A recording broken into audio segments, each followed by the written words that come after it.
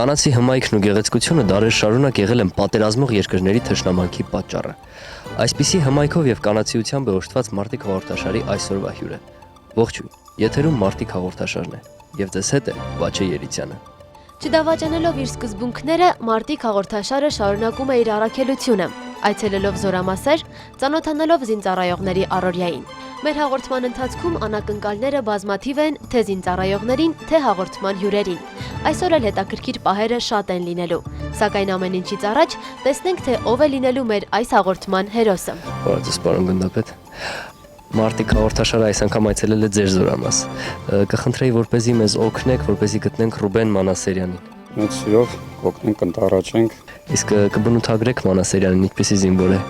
Կրսեր սերժանտ Մանասերյանը ժամկետային զինծառայող է, 8 ամիս է ծառայում մեր զորամասում, կմտագրեի խելացի, բանիմաց, մի քիչ ավելի ծանրակշռված սերժանտի, քչախոս, կասեի։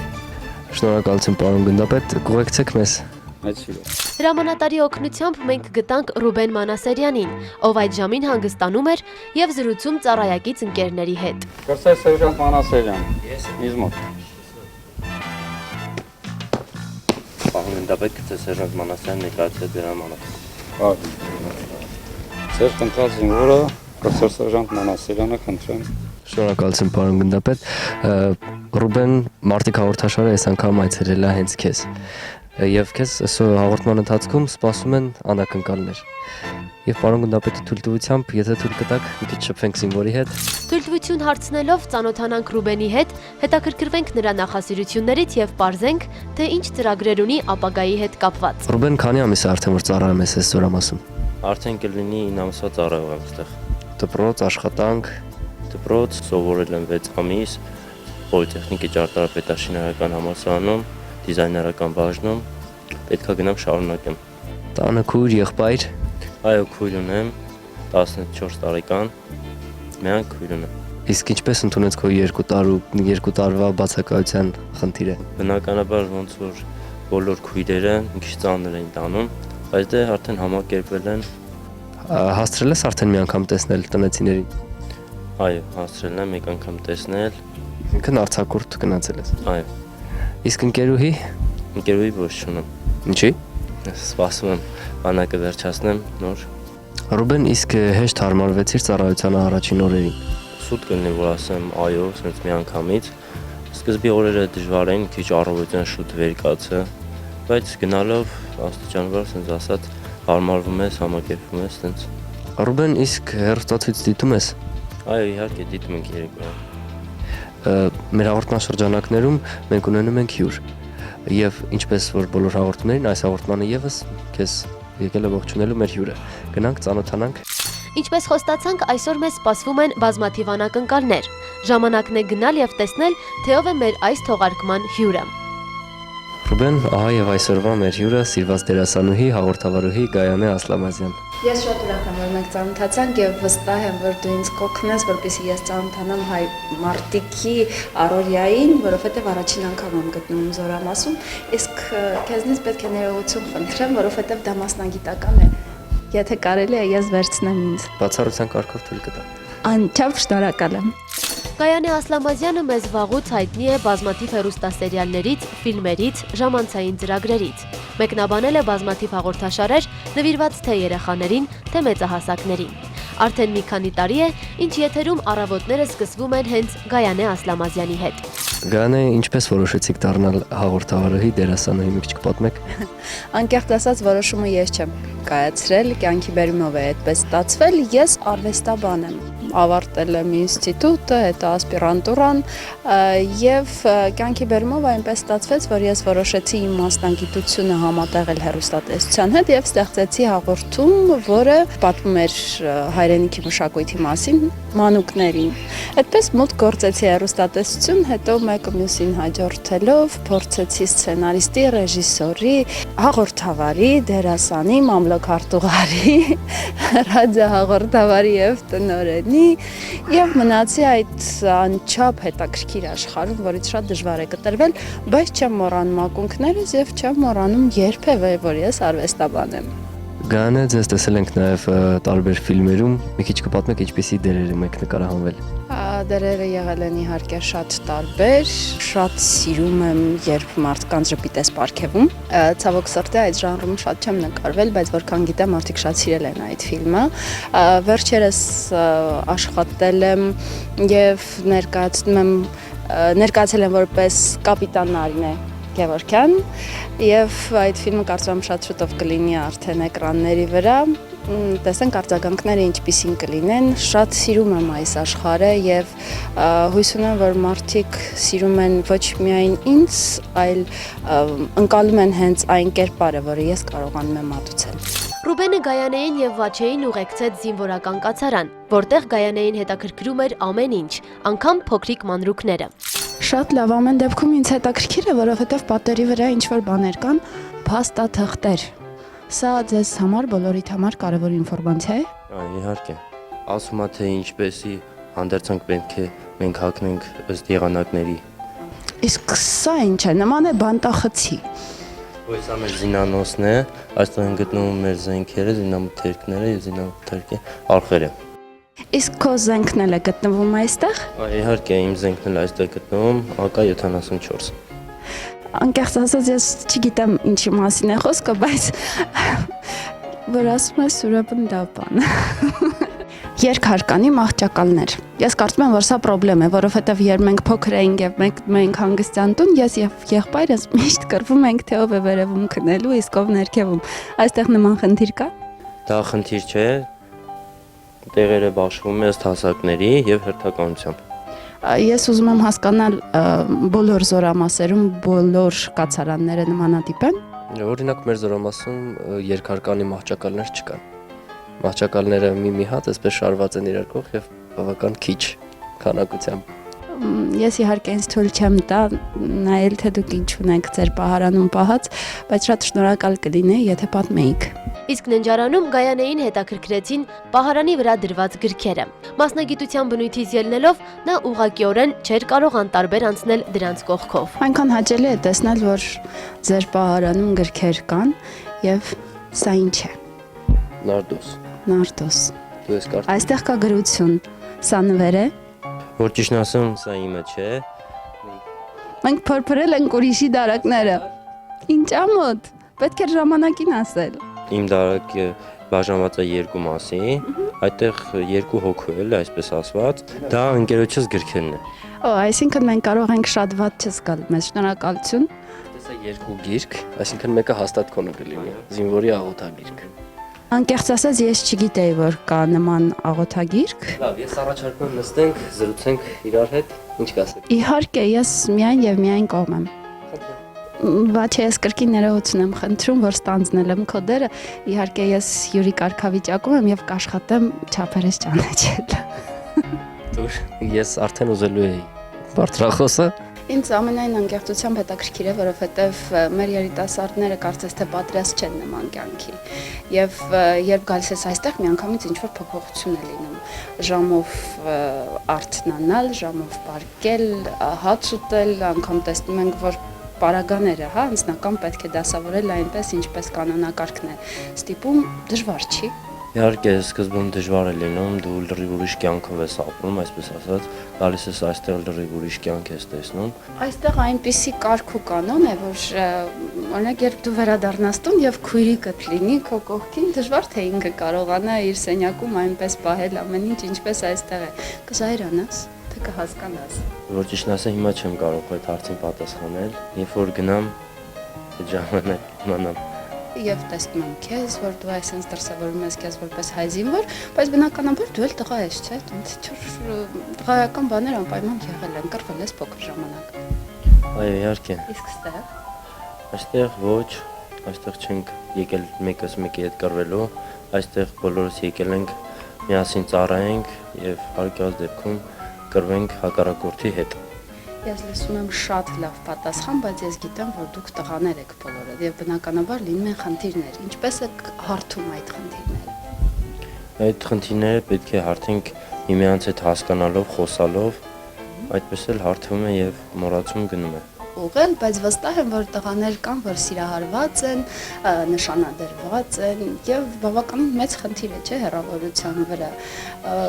Օրինակ լինում է ցանկություն նրանց մոտ փախչելու այստեղից։ Կարիք կա, թե հանդիպումներ հնարավոր են։ Իմ կարծիքով հանդիպումներ հնարավոր է, իհարկե հնարավոր է, եթե դու քեզ լավ ես դրսևորում ընդհանուր մեկ շաբաթվա ընթացքում, լավ ես սովորում, այսպես շարային, ասենք ասեմ, լավ ես քայլում, Դու հնարավորություն ես ստանում։ այո, իհարկե, ես հնարավորություն եմ ստանում, ասենք շաբաթ կիրակի կամ կիրակի օրը դուրս գալ այստեղից, այդպես դու վալենի տան, էլի, վալենի ստանալու։ Վերջին ժամանակահատվածում մեր աղջիկները շատ ոգեշնչված են մեր հայ զինվորների մարտական ոգով եւ նրանց արարքներով եւ բնականաբար հաճախ խոսվում է նրա մասին, որ աղջիկներն էլ ծառայեն տղաների հետ միասին։ Քո կարծիքով դա ճիշտ է։ Լավ կլինի, որ ձեզ հետ միասին այստեղ նաեւ աղջիկներ լինեն, թե դա ձեզ կարող է խանգարի։ Իմ կարծիքով կխանգարի, որովհետեւ Ծառայելու փոխարեն ուրիշ բաներ ունի։ Իսկ եթե նման որոշում ընդունվեր, դու ինչպես կվարվեիր այդ դեպքում գանը։ Եթե ես լինեի այդ տարիքում, ես անպայման կգնայի ծառայության, որովհետև օրինակ այս տարիքում ես երազում եի լինել մարտական լրագրող։ Մարտական լրագրող։ Ինչ որ բաներ գիտես մարտական լրագրությունից։ Անկեղծ ասած, առիթ եմ ունեցել ծանոթ լինելու մարտական լրագրողների հետ եւ հիացած եմ նրանցով, բայց դա այս տարիքում իհարկե է։ Գերիտասարդ տարիքում ես այն սերնդի ներկայացուցիչն եմ, որ մենք մասնակից էինք մեր երկրի ազատագրմանը եւ բնականաբար այդ հերոսական մտքերը մեզ լցնում էին եւ ես էլ էի ուզում լինել մասնիկ այդ ամենի, քանի որ աղջիկ էի դա անհնար էր եւ ես պատկերացնում էի իմ մասնակցությունը հենց լրագրողի կարգավիճակով եւ ես կարծում եմ, որ լրագրողները շատ կարևոր են մարտի դաշտում, որովհետև նրանք են կարողանում իսկապես ցույց տալ եւ արտացոլել այն ամենը, ինչ տեղի է ունենում այնտեղ։ Ինչպես նշել էինք հաղորդման սկզբում, Գայանեին նույնպես սպասվում են անակնկալներ։ Պահելն անգամ ծանր է, քանի կիլոգրամ է սա։ Սա 3 կիլոգրամ 600 գրամ է։ Լավ է, երբ ասում են քանդում են, հավաքում են, ինչն են քանդում, ոնց են հավաքում։ Ես ուզում եի քեզ առաջարկել, որպեսզի դու փորձես ամեն դեպքում քանդես, հավաքես։ Մենք կօգնենք։ Եթե ինձ ասեք ինչի։ Առաջին հերթին սխմում է սա։ Ամենաառաջինը անջատում խայսատուկը։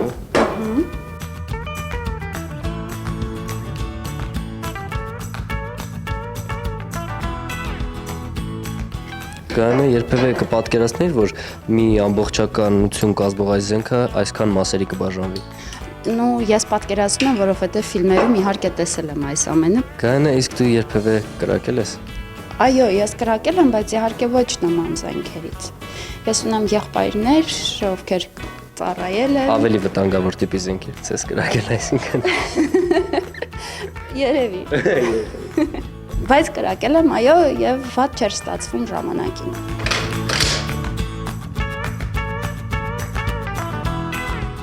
Զենքից հետո մնացին հետքեր։ Սա ինչ է։ Սա Յուղը ինչը նշանակում է, որ զենքը մարտական վիճակում է, հետևում են։ Զենքը կեղտոտ էր, որովհետև երեք մենք կրակային ենք մասնակցել, զենքի մաքրման ժամը է սա մոտիկանում եւ պետք է մաքրեն զենքը։ Հասկացա։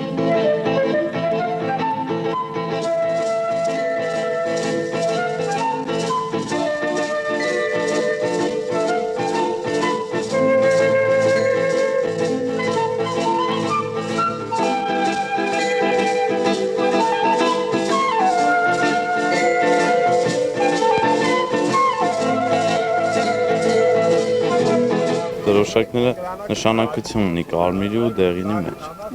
Նշանակությունը իր տարբերիչ նշաններով է։ Սրանցով կարած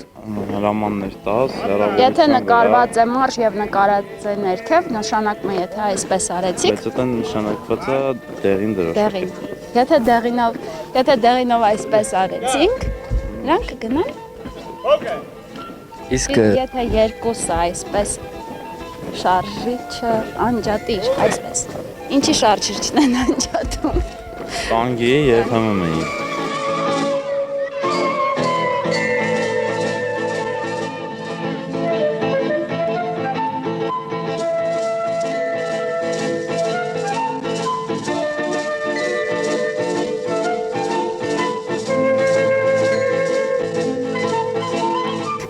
Ինչի համար է։ Ընդհանրապես այստեղ նստում ենք։ Ես այլ օգտագործման տարբերակը դա։ Իսկ հեշտ էր, դժվար էր։ Ինձ թվում է, եթե երկար քայլեի, հետո կսովորեի իրենց պես մեկ գծով քայլել։ Իսկ կասես ինձ, օրինակ, մինչ այստեղ գալը դու սպորտով զբաղվում էիր։ Լողով եմ զբաղվել, որը շատ սիրում եմ, ինչ Իսկ արվեստի հետ հետաքրքրություն սեր հետ նկարչության հետ։ նկարել ես։ Այո։ Ինչի համար է սա։ Սա այսպես պարտում ենք եւ կատարում ենք ոտքերի վարժությունները։ Սպես։ Այո, Եվ քանի անգամ։ շատ բավական։ Դժվար չի։ Իհարկե, սկզբում դժվար է լինում, բայց գնալով ամեն օր, քանի որ մենք ունենք առողջության մարզանքներ, գնալով հեշտանում է եւ բավականին հետաքրքիր է դառնում, այսպես ասած։ Ինչպես նշել էինք հաղորդման սկզբում, Գայանեին նույնպես սպասվում են անակնկալներ։ Նա ծանոթացավ զենքին, քայլեց շարահրապարակում պարապմունքներ անցկացնող զինծառայողների հետ, իսկ անակնկալների շարքը դեռ առջևում է։ Շարահրապարակում շրջելու ժամանակ Գայանեին մոտեցավ մի զինվոր եւ նվիրեց իր շքանշանը։ Ես նվեր ունեմ։ Եվ շատ հպարտ եմ եւ շնորհակալ։ Իսկ ինչ է սա նշանակում։ Սա, որ այստեղ 6 ամիս սովորում են, անցկացնում են իրենց դասերը եւ գնահատականները բարձր են ստանում եւ բոլորը դրական, այս նշաններից են ստանում, սա տանկի մեխանիկ վարորդների գնահատական։ Այսինքն ինչ որ մեկը իր նշանը նվիրեց ինձ։ Այո, Իսկ հիմա եթե տեսնեմ, որ այս նշանը զինվորի մոտ չի, ինչ որ խնդրեմ կառաջանա։ կարծիքով ոչ։ Ես կարծում եմ, որ այսպես նրանց խրախուսում են։ Իսկ նա այնքան բարեհոգի գտնվեց, որ նվիրեց ինձ։ Մերսի։ Հիմա մեզ մոտ ճաշի ժամ է, առաջարկում եմ գնանք ճաշարան։ Ես էլ առաջարկում եմ կանգնենք շարք, հա, ոնց որ կարգնա Գայանե, համաձայն եք։ Իսկ ես առաջարկում եմ չմոռանալ, որ ես հաղորդավար եմ եւ սիրելի մայրեր, պետք է ձեզ ասեմ, որ ես այսօր այստեղ ձեր ներկայացուցիչն եմ եւ հենց հիմա կտեսնենք, թե ինչպես են սնվում ձեր զավակները։ Ռուբենի առաջարկով գնանք ճաշարան եւ տեսնենք, թե ինչ կարծիք կկազմի Գայանեն զինվորական ճաշարանի եւ ճաշացանկի մասին։ Գայանե առաջին անգամ է, որ զինվորական ճաշարան պետք է մտնեք։ Այո, բայց առաջին անգամ չէ, որ համտեսելու եմ զինվորական ուտեստները, որովհետև մեր եթերի ընթացքում ունեցել եմ առիթ եւ ասեմ, որ շատ համեղ էր։ Դե ինչպիսին է առաջին տպավորությունը Գայանե ճաշարանի մասին։ Իհարկե դեռ չեմ համտեսել, բայց բույրը շատ համեղ է եւ նայելով թե ինչպես են ուտում երիտասարդները, վստահ եմ ավելի քան որ նաեւ շատ համեղ է։ Դե ձեզ բարի ախորժակ։ Մերսի ձեզ նույնպես։ Շնորհակալ եմ։ Ուզում եմ հարցը ձեզ տալ տղաներ, որովհետև առաջին հերթին մայրիկներին հետաքրքիր է, թե ինչպես են սնվում իրանց զավակները, իսկ տանից հեռու ինձ թվում է բացի ծնողներից առաջին հերթին նաև կարոտում ես մայրիկիդ պատրաստած ուտեստները։ Հեշտ ընտելացաք զինվորական կյանքին եւ այստեղի սնունդին։ Այո, հեշտ եմ ընտելացել ու նորմալ ուտելիք ես տալիս։ Մայրիկի պատրաստած ուտեստները կարոտում եք։ Այո, ով չի կարոտել, լուբոյ զինվորն էլ կարոտի իր մայրիկի պատրաստած ուտելիքները։ Բայց դե քանի որ եկել եք ծառայության, պիտի հարմարվեք, մեր հայրենիքի համար պիտի ծառայենք։ Ռուբեն, իսկ կա այնպիսի ճաշատեսակ, որ դու մինչև այսօր չես կարողանում հարմարվել։ Այո, Կիրակի օրերը որ տալիս են մանինա, չգիտես թե առաջ օրվանից չեմ փորձել մինչև օրս, բայց համոզված եմ, որ մի օր կարող եմ փորձել, էլի։ Իսկ ամեն օր եք հա այսպիսի օրվա կարգացուցակով, այսպես կարգով մտնում ճաշարան։ Այո, իհարկե։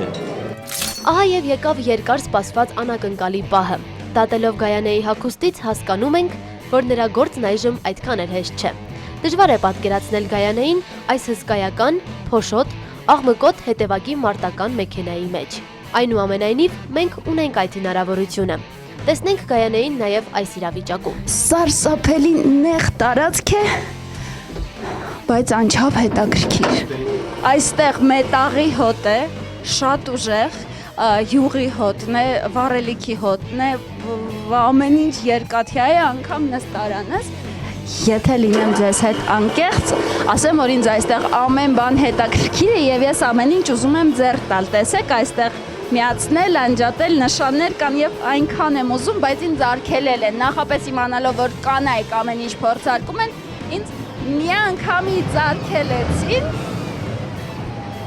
Ես ձեզ ասեմ, հզոր շարժիչի ձայն է եւ Ամենալավ սպորտային մեքենայի ձայնից էլ լավն է եւ եթե մեկ անգամ լսես անպայման կսիրահարվես պարզապես։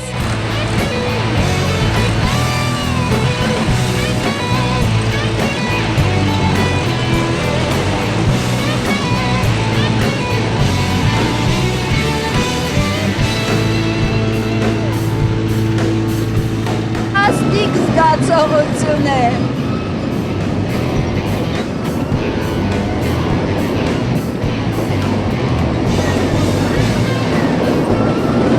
Այսպիսի ձայն է այստեղ ես իսկապես չեմ պատկերացնում տղաները ինչպես են իրենց հետ շփվում այստեղ, ինչպես են հասկանում ով ինչ պետք է անի։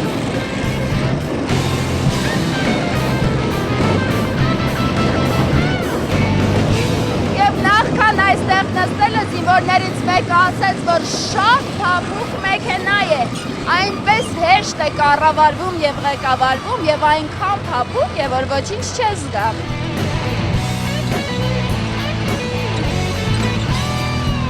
Փափկության մասին ես իհարկե խոսք չունեմ։ Տղաները սովորաբար անկախ ամեն ինչից սիրում են նման տեխնիկա, սիրում են մեքենա վարել եւ բնականաբար BMW եւ տանկ էլ ավելի հետաքրքիր է։ Ուրախացաք, երբ իմացաք, որ պետք է սովորեք այս ամենը։ Դե սկզբից որ տեսանք առաջի հայացքից չենք պատկերացնում էսի ոնց պիտի ես